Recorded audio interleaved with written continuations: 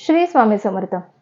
कोजागिरी पौर्णिमेचं महत्त्व आणि या कोजागिरी पौर्णिमेला पूजा विधी कशी केली जाते किंवा हे व्रत का करतात, तर याची संपूर्ण माहिती आज आपण इथे जाणून घेणार आहोत. आणि हे व्रत कसं करायचं किंवा याची पूजा विधी कशी मांडायची हे सुद्धा आज आपण इथे जाणून घेणार आहोत. तर मी शीतल तुमच्यासोबत गप्पा मारते आपल्या वीर मराठी एक नवी दिशा या YouTube चॅनलवर. आपल्या सगळ्यांचं माझ्या चॅनलमध्ये खूप खूप स्वागत आहे. तर कोजागिरी पौर्णिमा ही 28 तारखेला शनिवारी आलेली आहे. तर ही पौर्णिमा अगदी प्रभावी अशी पौर्णिमा आहे. या पौर्णिमेला तुम्ही जेही काही उपाय कराल ते सिद्ध होणार आहेत. कारण की या पौर्णिमेचं महत्त्व खूप आहे. ही पौर्णिमा वर्षातून एकदाच येते आणि त्यामुळे तुम्हाला हे उपाय सुद्धा या दिवशी म्हणजे या पौर्णिमेच्या दिवशी करायचे आहेत. आणि हे व्रत सुद्धा तुम्हाला करायचं आहे.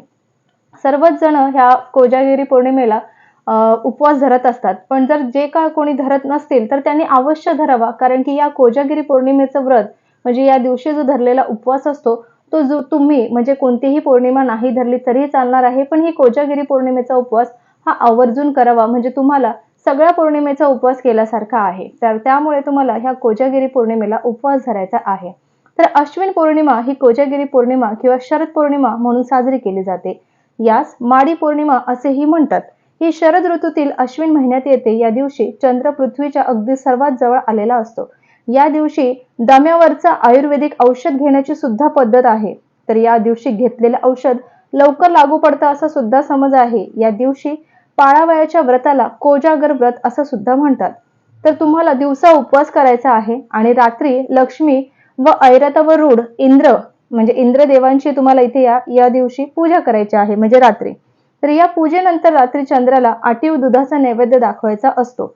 दूध आटून त्यात केशर, पिस्ते, बदाम, चारोळे, वेलदोडे, जायफळ या सर्व गोष्टी तुम्हाला आवडतील तशा तुम्ही घालून त्यात थोडी साखर घालून नैवेद्य दाखवायचा असतो.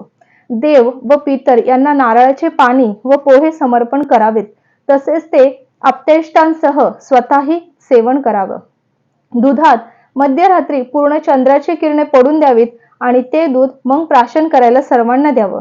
उत्तरात्रीपर्यंत जागरण करायचं आहे. कारण की अशी आख्यायिका सांगते की या दिवशी उत्तरात्री साक्षात लक्ष्मी चंद्रमंडळातून पृथ्वीवर उतरते व लक्ष्मी देवी येऊन संस्कृतमध्ये म्हणजे याला संस्कृतमध्ये को जागरती म्हणजे कोण जागत आहे असं लक्ष्मी माता विचारत असते. म्हणूनच या दिवशी तुम्हाला या रात्री जागरण करायचं आहे. म्हणून याला कोजागिरी पौर्णिमा असं म्हटलं जातं. या दिवशी तुम्हाला काही खेळ खेळायचे आहेत असंही सांगितलेलं आहे.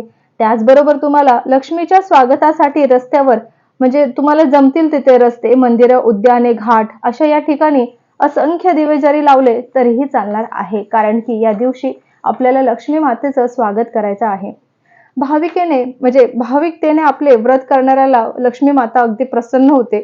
जो मनुष्य जागून माझी पूजा करत असेल त्याला मी अपार धनधान्य देईल असं सुद्धा लक्ष्मी माता म्हणते. म्हणून दरवर्षी करण्यात येणारे हे व्रत लक्ष्मी मातेला संतुष्ट करण्यासाठी केले जाते. याने लक्ष्मी माता प्रसन्न होऊन समृद्धी लाभतेच पण मृत्यूनंतर परलोकातही सद्गती मिळते. या दिवशी प्रत्येक कुटुंबातील ज्येष्ठ अपत्याला ओवाळायचा आहे आणि त्याची अश्विनी साजरी करायची आहे. तर सर्वात प्रथम आपल्याला कोजागिरी पौर्णिमेचा पूजा विधी कशी मांडायची, तर सर्वात आधी एक लाल कापड घ्यायचं पाटावर आणि तिथे तुम्हाला सर्वात आधी गणपती बाप्पांना विराजमान करायचं आहे. गणपती बाप्पाची यथासांग अशी पूजा करून घ्यायची आहे.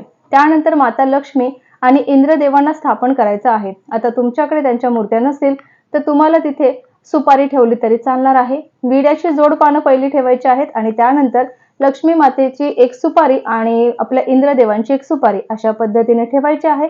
यथासांग अशी पूजा करायची आहे. बाजूला एक भरीव पाण्याचा त्रिकोण काढायचा आहे.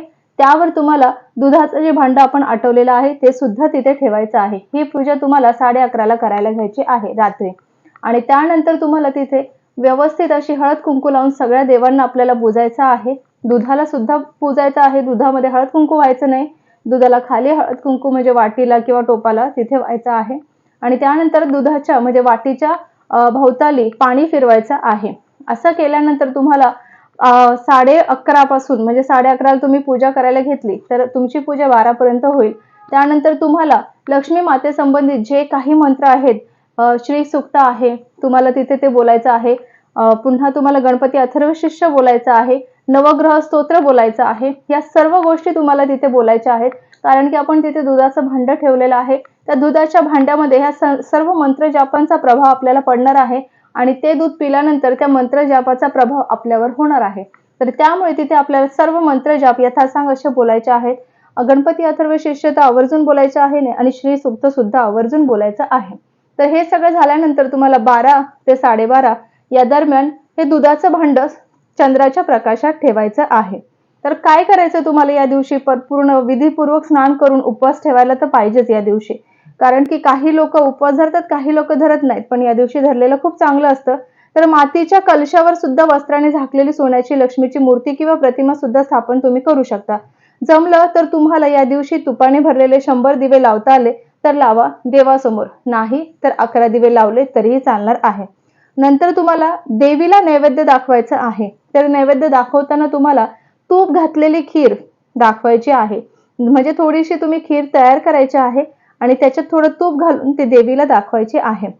त्याचबरोबर तुम्हाला ह्या पात्रामध्ये म्हणजे तुम्हाला बऱ्याच मोठ्या पात्रामध्ये ती खीर सुद्धा तुम्ही घेऊ शकता. म्हणजे चंद्राच्या किरणाखाली ठेवून 3 तासाने संपूर्ण खीर लक्ष्मीला अर्पित करून नंतर आपण प्रसाद म्हणून स्वतः सुद्धा ही खाऊ शकतो.